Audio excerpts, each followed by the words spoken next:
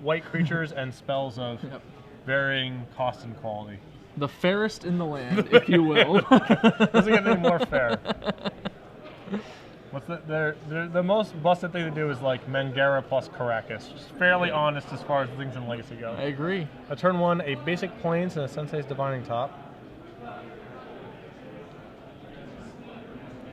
There Matched by Noble Hierarch. Yeah, this is actually much closer to a Blue-White Miracles build, although I don't believe I see Counterbalance in his list. Nope. He appears to have Divining Top for value, which makes a lot of sense when you have, you know, Miracles and just general utility and control cards, but no actual counterbalance. So a turn 1 Noble Hierarch and a turn 2 Gadok Teague off of Cavern of Souls, presumably naming human. And Noble Hierarch in for 1. And that's going to mean a plow at the end of the turn. Gadok Teague was about to get a little note, but nope. Don't get too attached. Yeah. So is there any spice in the Maverick list you got in front of you? He is running 2 Scrib Rangers, which is approximately 100% more Scrib Ranger than most lists. But I imagine they've paid off pretty well with Merfolk being one of the more successful decks around. Yes. He came gunning. He has Stoneforge Mystic, just 1, to Fauna Shaman for, which is a card a lot of Maverick players have started to cut. And his sideboard is a lot of bullets. He has 2 Fairy Macabre and then nothing but bullets after that. Just craziness. And I'm sure we'll get to that once we start talking about how he's going to change his deck for the next round. So an Academy of Ruins, and this is a Stoneforge Mystic. His Stoneforge targets here are actually just a Batterskull. And in the sideboard, he has a Jit in the sideboard. But he's probably going to wish he had that in the main deck, given this matchup.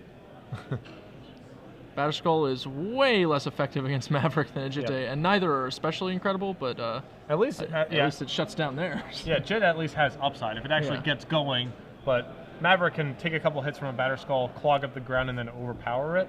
Yep. But if Jit gets online, it's just your mana creatures start getting gunned down. It's very difficult to win. It's very grim for anyone facing down an opposing Jit who's trying to play Noble Hierarchs. Yeah. So there's a Fauna Shaman. I personally am not a huge Fauna Shaman fan unless it's running alongside the Loyal Retainers package, where at least if you're Fauna Shaman 6, then like you have a very powerful angle. I agree with that. I feel like Fauna Shaman is a card you generally play for green mirrors, so if you're going to do that, you might as well just be really going over the top of them. Yeah, exactly. Like, crush them. Don't just search out more knights. Yeah. But it does seem like it has the potential to be reasonably good here. I mean, you can start just trying to get a knight to stick, even if the first couple ones get plowed or countered or whatever, and it's fairly easy to win the game once a knight gets online. Yeah. It'd be good if he had like some way to like kind of break symmetry, because he's really just trading a guy for a slightly better guy against a deck with Terminus. Yes. So at some point, you're just like, well, I'm all out of the good guys. I mean, not out, but there are no more left to play. Although the Fauna Shaman might actually be also part of like his sideboard full of bullet creatures too. Yes, I'm sure it plays a pretty significant role. So there's a Kasali Pride Mage. Well, Batterskull's life is already getting complicated. Note that this time playing the Pride Mage here will either prevent Adam from putting the Batterskull into play or force him to deal with the Kasali Pride Mage. Yep. One of the two.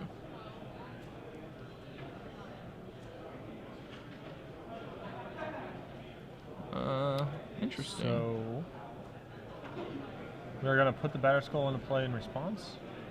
Is that what's happening here, or? I'm not really sure. No, it looks like... Oh, and then we were allowed to untap with it. This is interesting. Well, I mean, there is... I mean, you had to assume at some point that that Ruprecht has to actually tap low. Like, you don't... I can understand not wanting to fire off the Pride Mage right away with Academy Ruins in play. Sure. Like, you want to time it so there's some amount of inefficiency. That said, if he gets to start attacking with the Batterskull, it's like, well, you have to respond somehow. Yeah, you can't just take it forever. You can take it, 4 times or whatever. 5 even. Yep. Sean's awkward mana base has kind of forced him to tap strangely on this turn. He missed out on potentially getting in some kind of damage, but he is getting to Fauna Shaman. So we're going to go get Knight of the Reliquary here. Scavenging Ooze is pretty underwhelming in the matchup, so...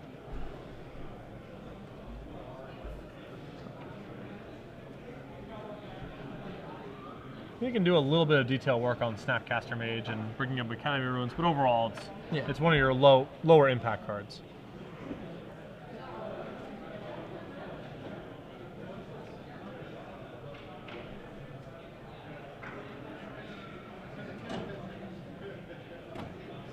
Okay, yeah, just some confusion about what's been plowed and what is just in the normal graveyard. Solved that.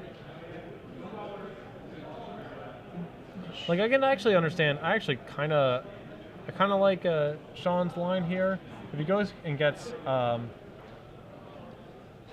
of the Reliquary, and then assuming that sticks, he can then go Wasteland the Academy Ruins, and then from there kill the Batter Skull.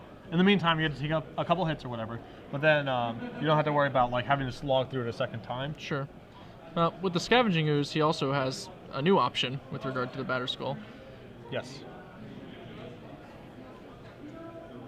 Grant you, the Academy Ruins is probably just like the more prevalent of the threats, mostly due to engineered explosives, I would think.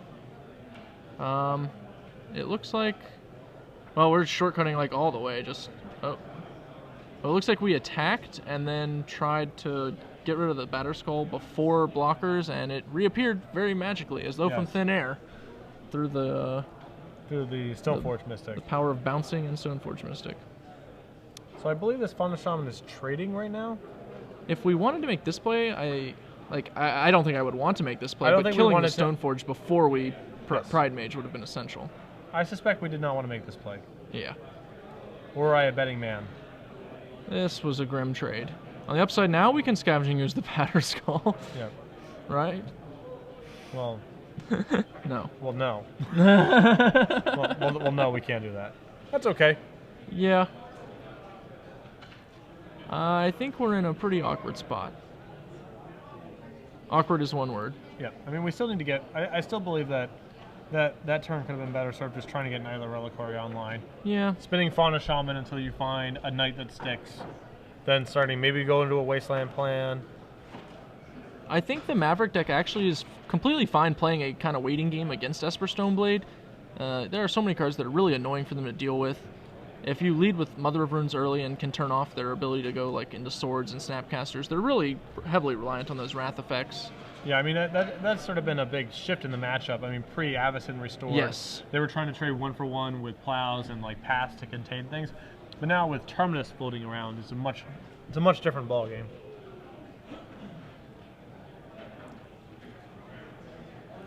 The threat of getting Wrath is always looming, and that really wasn't a thing before. A number of players predicted Terminus being a player in Legacy before its release, including Cedric and Richard Feldman were two of the ones I saw speaking out very quickly. Yeah, it is interesting because basically all of the hype was about the Time Walk. And that turned out to be... I mean, it's made a bit of an impact. Yeah, it's been a playable spell. So are we trying to respond to the sword? It looks like we've had some sequencing concern. He Wastelanded Academy Ruins and... okay, we're just going to counterspell the path. Okay. He was responding to the bounce of the Batter Skull with Path to Exile, and counterspell will stop that, is apparently what has happened. Scavenging Ooze begins his march. So I assume we're going to be casting our Knight of the Reliquary here. Yep. And that makes this a pretty juicy board for a potential Terminus. Yeah. He hasn't really been... I don't know how much topping he's been doing, so I don't know if there's one in the float, but... He's not even that far away from hard casting it. Yeah, he got Wastelanded off from 5 down to 4, and now he's back up to 5. Stoneblade, like Maverick, is a deck that can take some hits and then come back to take over the game. Yeah. Batter Skull being one of the magic spells that allows you to do that. This is actually a pretty... what's to me pretty interesting about this matchup is both decks have the same capacity to get behind on the board or get 2-for-1 a couple times and then be able to go over the top of what's happened and come back. So they can both play kind of an aggressive or controlling role as sort of the cards come up. It's less about tempo and more about just creating a position that the opponent can't fight. And it's weird because in these sort of games, usually, in matchups like that, usually there's one deck that's like comfortably in the control role and one that's comfortably in the beatdown role. And I suppose the argument would be that, you know, Maverick is more of the beatdown deck in the matchup. They have more, like, you know, aggressive tools or whatever. But there is definitely elements to the Maverick deck that can allow them to play a controlling game. It looks like we're growing our Scavenging Ooze to give our opponent 4 life here, basically. Yep. Make him waste his mana. Yep. So now I assume right now we want to spin our forest into a wasteland. No, I guess we're gonna just go. So now he's exposing himself big time to a a sixth land and a terminus. It's a dangerous position to be in. Yeah, I'm not sure what we're looking to dial up with Knight otherwise. I think a lot of players default to just assuming they should be knighting during end steps or stuff like that. You know, the fallacy of the end step. Oh man, that's brutal. Oh no, that's humility. For those of you who've never seen this one before, it's very good against creatures with powers. Yes. Scavenging Ooze is one of the better creatures against a humility because while he will become a 1/1, those counters will make him into a 4/4, but that's not going to be enough to match anything wearing a Batterskull due to the wonder of layers. Batterskull, for the uninitiated, will continue to grant bonuses to the creatures that are equipped to it, that it is equipped to, following the resolution of a humility. So humility is 2 white and 2 colorless enchantment. All creatures lose powers and become 1/1s. We're going to go ahead and throw that image up on screen for you for all the good it'll do you, because I think you might want to be logging on to the FAQs to this is fully also understand one of the most rules-intensive cards, not by itself, but in conjunction with other things in the history of Magic. The other several... Whoa! That was really creepy. Did you ghost us out somehow? Oh, okay, there we go. Just went back to a screen of empty chairs. I thought for a minute that I wasn't there, and all of a sudden nihilism took a whole new profound meaning for me. All right, so he's going to be taking 5 here. He has a 4/4 and a 1/1. He traded his now 1/1 no power Stoneforge Mystic for the now 1/1 no power Neither Reliquary. I don't think I really like that. Like, wouldn't you just keep the Stoneforge and equip it with the Batterskull? Not if you're just... I guess not if you're planning on just terminusing anyway, but yeah, I think I would prefer to, yes. Well, we're going to top. Depending on the position, this could just be like Adam's game to lose at this point, basically. Like, if he can just answer whatever's going on. Yeah, I mean, he doesn't need very much. He needs, like, you know, a Jace would be more than enough to win the game from here. Yeah, Terminus followed by Jace is pretty much... The only real way for Sean to take it from here appears to be his Umezawa's Jittes, if I'm correctly evaluating this. Given that the rest of his deck are creatures, or Zeniths to get creatures, or Sylvan Library to draw creatures, and Swords to Plowshares to kill irrelevant creatures, I think the Umezawa's Jittes are the relevant spells. Sometimes the simplest answers are the best ones. It's like, is your deck built around creatures with powers? All right, I think this card's probably going to be good against you. And then it turns out that it is. Yep. It's nice when the world makes sense. Very surprising. Terminus has mopped the board, and it looks like Sean is going ahead and questioning the interaction of humility with Batterskull, perhaps to learn it or to just make sure he knows what's going on. Ha, that guy's got a power. Flash. Relevant. Untap. So it is a power in the hand and not a power in play, so it still applies. Slam a Jitte and get there? Nope. Oh. So, for example, a creature with cycling, you could still cycle out of your hand because it's a power in the hand, but... Very relevant. Protection from blue is shut off because that's a power in play. We're going to Green Sun Zenith for 1. I like 1 here, you know. Every casting cost is as good as the next, right? Like, don't worry too much about it. It's all the same. Oh, okay. No, go get that one instead.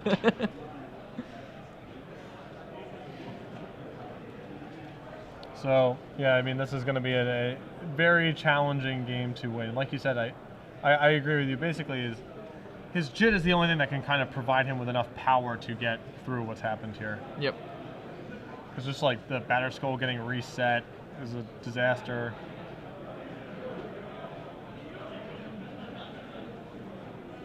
Yeah, there's pretty much nothing but bad news going on the opposing side of the table. Yeah. We don't need much. We need a Jace basically from here. A backup Divining Top. That's handy, right? I guess. I mean, he can always just cycle it off the top and shuffle with his Flooded Strand, so. Top, one of the trickier cards in Magic. Yes.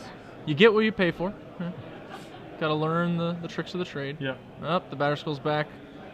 Now we're going to begin trying to actually end the game before our opponent's various 1/1s. We just drew a Jace too, so. Oof. Those are all the pieces we need. We can just land our Batter Skull, and then the following turn play Jace, and that should just about wrap it up. That should do it. Even though the Mazavith is somewhat disabling the Batter Skull's offensive capability, all it really needs to do in this spot is block and keep Jace around.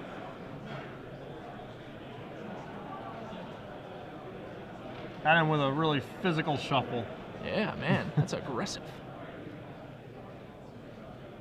Looks like we're slamming the Batter Skull. Yep. Yeah, that makes sense because you don't want the Jace to be under Sure. duress. You want the board to be as stable as possible for it. No need to give up the free loyalty. Yep.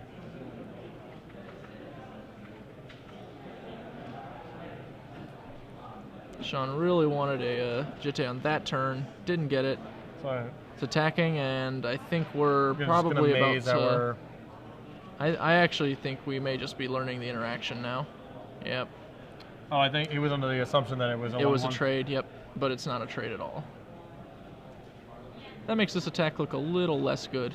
Although I don't think that even if it was a trade, I'm still not a fan of that attack. Yeah, that's fair. All right, we're done here. Yeah. Yep. Learning some humility through humility. The card can teach us all. So we're going to in our sideboards here we have our Blue-White Miracles player, Adam, has the option of actually siding into 3 copies of Counterbalance. He has it in his sideboard. I actually don't like Counterbalance very much against Maverick because they have a reasonable spread of casting costs, and now with the addition of Cavern of Souls, there's even less stuff that you can tag with it potentially. But he does have 2 copies of Path to Exile, another Terminus, and a JIT, and I believe those cards will come in. Sure. Looking over here, we've got a lot of bullets in Sean's sideboard. The relevant ones, I could see Harmonic Sliver. He's got a 1 of that. He's got Oblivion Ring. I imagine that one's a lock. Choke, also a lock. Because he's bringing in those cards, I would expect the Enlightened Tutor to come in as well. Okay. He has Crozen Grip as another way to handle these problematic non-creature permanents. And Thrun the Last Troll. And potential players, a sort of Feast and Famine, like Phyrexian Metamorph. Not super enthusiastic about those options, but they're legal spells. You could run them. So what are you taking out from his end? Like the Script Rangers seem pretty bad. Yeah. The Script Rangers seem grim. I would be interested in getting rid of probably the... I don't know. I think you kind of need beaters, so I don't want to get rid of all the uses. I think his Mystics are a lot worse than Adam's, so he can get rid of maybe the Mystic and the Fauna Shaman engine. I'm not very enthusiastic about that in this matchup specifically. And he wants to keep in a few swords probably, but not all of them. Yeah, I would definitely cut the Path and then... Yeah, the Path and like 2 swords probably. Yeah. Stay on 2. So he's got a range of options depending on exactly how far he wants to go. Yeah, and this is a matchup where a couple months ago, before the addition of some new content, I would be happy to play it from the Maverick side. Yep. But now the addition of Terminus, I think, has turned this matchup into being just actively bad. I agree. I remember covering the match a few times before Terminus was a player and being surprised at just how grim it was for the Stoneforge player, but things have changed and now they have a trump card. Right. So the easiest way, historically, at least in my opinion, the easiest way to try to fight, to win the matchup from the Stoneblade perspective is to try to put together a stable board and win with Jace. Is the easiest way. It's because it's so hard to attack between like Mazavith, the plows, and just like general gumming of the ground. It's very hard to win that way. But if you play Jace on a stable board, it's easy to win. And Terminus fits in very naturally to like that sort of game plan. Yep. Makes it easy. Also, a lot of synergy with Jace and Brainstorm and top and all the things the deck was already doing anyway. Yeah. So you just gain so much incidental value from playing the card. So you had to assume that he's bringing in the Crozan Grip and the Oblivion Ring here, even if he was on the fence about it before because of the drubbing the that he humility. received from humility. Yeah, I agree with that. That card is a an oldie but a goodie. Yep. I think that game came down to Sean's. He kind of had an idea of like the state he needed to get the game to, but a couple failures in execution cost him. Yeah. Basically, some instances with the batter skull and some combat steps that just didn't go as expected. Basically. Yeah, like when he initially sat on the Kasali Parade Mage and didn't kill the Batter Skull, it was like, oh, okay, I think there's this path being laid out of right. We're gonna go get a knight. We're gonna handle the Academy Ruins. We're not gonna, we're gonna try to alleviate it that way. In the meantime, Adam might be like holding up all his mana because he doesn't want to tap below 3 to protect it. So like he might induce some inefficiencies on that end. But instead, there were some operational errors, and then the game sort of got away from him with the humility providing the nail in the coffin. I think that's the danger of changing plans a lot of the time, where you work out all the variables, and then when you decide to change your mind, you don't go back through and work them out again. Yeah. And you wind up missing something small or sometimes something large. They're all large. Even the small things are large. Ah, poetry. So, turn 1 Windswept Heath for Savannah. And let's see if we're going to see a Noble Hierarch or a Mother of Runes or some such. Looks like Mother of Runes. Yeah. Again, a And card. before this opening used to be awesome. devastating against Esper Stoneblade because now it's like, well, you can't kill my knight. Everything's completely clear. But now with the addition again of Terminus, now Mother of Runes is just not nearly the card it used to be. It's still fine, but before this opening right here on the play, if Adam didn't have a plow or a path, I would have said this game's going to be really hard to win. Yep. I don't feel the same way anymore. I agree. It's just really tough. Mother of Runes used to be able to cut off basically all the avenues of interaction for Stoneblade in the matchup, or if not all, most. And now it's borderline irrelevant to the primary mode of interaction. It is interesting to me, though. It's like, if Terminus is so good against Maverick, then why weren't these Esper Stoneblade decks like sideboarding some number of Day of Judgments the whole time, or Wrath of Gods rather? So there's a Thalia, which now that's a card. now we're protected by Mother of Runes, so that's very nice. Again, a miracled Terminus handles this very easily. But You can perform a few cute tricks to try and stave that off. For example, a Wasteland on Sean's turn would keep him protected for another turn cycle from a Miracle Terminus. But you can only fight the Reaper for so long, man. yeah.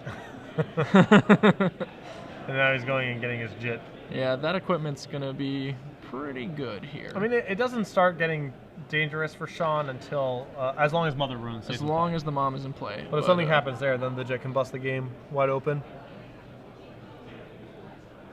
Mom is super important until she's completely irrelevant. Right. One of the cuter tricks the Stoneblade players used to have to do to get around Mom was fire something like a Swords during the end step to tap her and then untap into the Jitte. Yeah. That's probably not going to happen here. We can just wait. We got time. Yeah, Adam is not under nearly enough pressure to be concerned about that right now. He can afford to take a couple shots for 2. No twiddle is necessary. There's a Wasteland. Huh? Gonna tag the Tundra.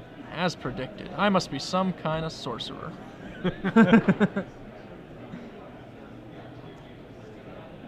Thalia in for 2. And do we have a follow-up play? No. Nope. And we did that this turn instead of casting Neither Reliquary, which I actually like fine as a play, but it is worth noting that he was willing to maybe he respected the threat of Terminus, or possibly hoping that Adam was just going to be sold on 2 lands enough to pass on casting Neither Reliquary that turn. Yeah. I think generally, especially when you feel like you're facing a tough matchup, crossing your fingers and hoping the Wasteland just gets them is a pretty good strategy in Legacy. I'm a huge fan.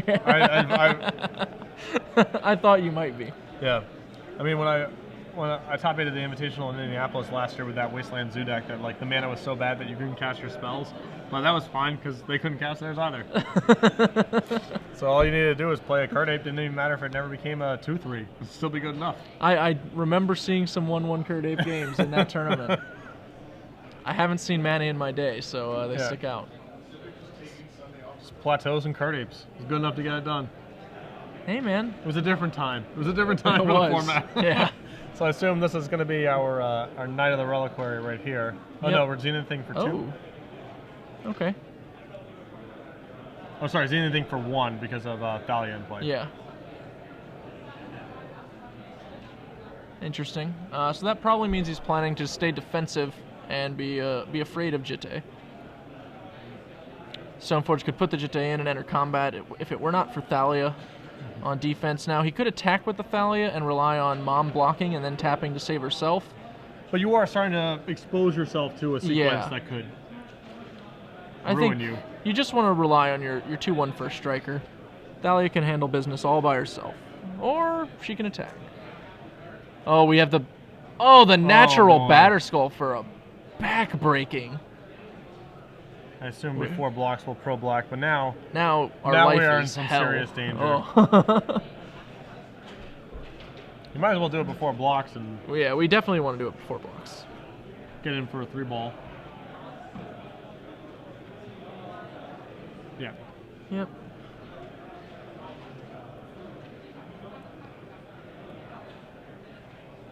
It's one of the tricky things about Stoneforge Mystic. Just because they tutored for A doesn't mean that they don't have B. Yep. You gotta watch her. She's crafty. Well, with that, Adam, pretty far ahead. Yeah, I mean, now we can, like, cloud other runes if we care to. You know, interestingly, I think there might be some merit to having tried to run this on the next turn. Because then you could have played an equipped Jitte in the same turn. Or I should say mysticked an equipped Jitte after your opponent had to tap the Mom. Sure. So while you like give up what looks kind of like a free roll, you actually are basically paying 4 life to turn a Jitte on if your opponent has nothing. Which, I don't know. Maybe it's too cute, but... No, I mean, there's merit to what you're talking about. It's hard to argue with, like, how the sequence is played out. Yeah. Though. It's a game... It's the old, you know, a lot of these plays will work, but only one of them's actually, you know, the best one.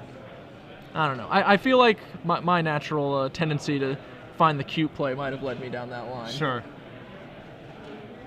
I do love to dance. Yeah. Broken Sleeve giving us a quick replace. And now that sequence was such a beatdown too because he has Snapcaster Mage still in his hand, so he has Snapcaster Plow plus Jit in hand. I mean, it's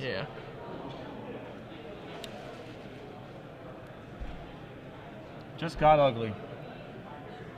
One of the interesting things about my variation on that play is that your opponent's own Thalia is helping protect you from the threat of Swords to Plowshares disrupting the line. Yeah. It's one of my favorite ways to beat a Thalia. There's a Knight. Looks like Knight's a 4/4. I assume 4/4 plus he else. has Horizon Canopy at the ready, so he can make it a 5/5 if he's feeling so inclined.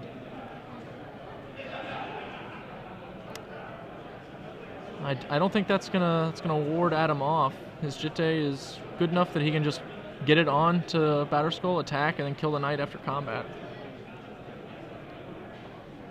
I mean, it assumes he has a 4th land, right? Which I'm not sure is the case. It's fair. Oh, we don't. We've passed. There you go. Look at you, also a sorcerer. Get around the block. Draw step, we're Vendilion gonna click. Click not generally speaking very good in this matchup, but this is definitely an awesome time to have it. Yeah. Gives us a great target for Jit. Although now that he has Knight, he can go find Maze, so that's you know. I kind of felt like I might have clicked myself if I'm missing the land here, rather than my opponent, who doesn't appear to be doing much anyway. But we shuffled away the Green Sun Zenith, or I should say, bottomed the Green Sun Zenith.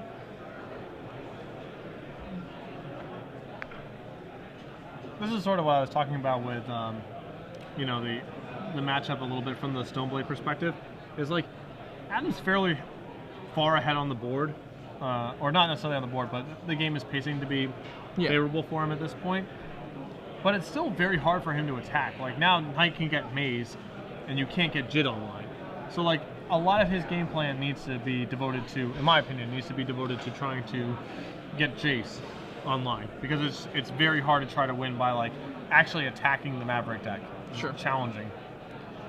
Finding a Jace or miracling a Terminus seem to be like the two ways to break this board open at this point. Yes.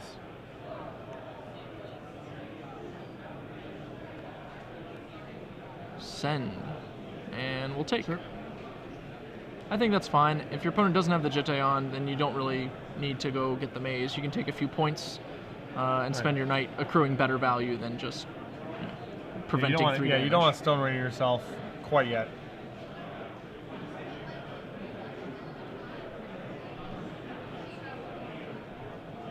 So we are going to go find Windswept Heath. Yep. Okay, so we're just basically pumping our Knight and thinning our deck a little bit. Yep. Although this might find a Dryad Arbor this time. I can see that. Kind of depends on I guess what if the we're threat doing. of Terminus is there, you're less inclined. No, we're just going to get a Forest. I like the 96 Arena motif he's going for with his basics. It's a nice touch. Yeah, it's nice. A classic. We've got Island Bowls over there.